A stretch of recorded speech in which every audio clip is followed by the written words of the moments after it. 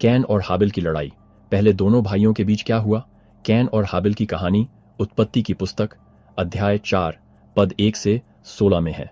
Can और हाबिल आदम और हव्वा के पहले दो बेटे थे।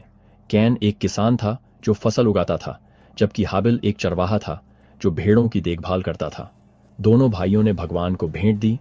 कैन अपनी फसल का फल लाया और हाबिल अपने झुंड से एक मेमना भेंट के रूप में लाया। भगवान ने हाबिल की भेंट स्वीकार कर ली, लेकिन कैन की नहीं।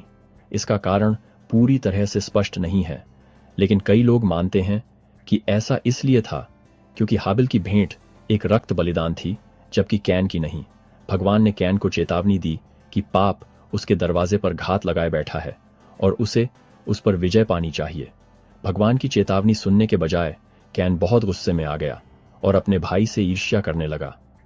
एक दिन कैन ने हाबिल को खेत में जाने के लिए आमंत्रित किया और जब वे वहां थे तो कैन ने हाबिल पर हमला किया और उसे मार डाला।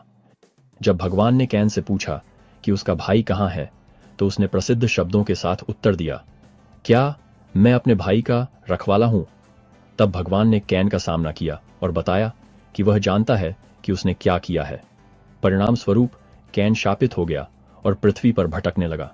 यह कहानी पाप और ईर्ष्या के परिणामों को सिखाती है।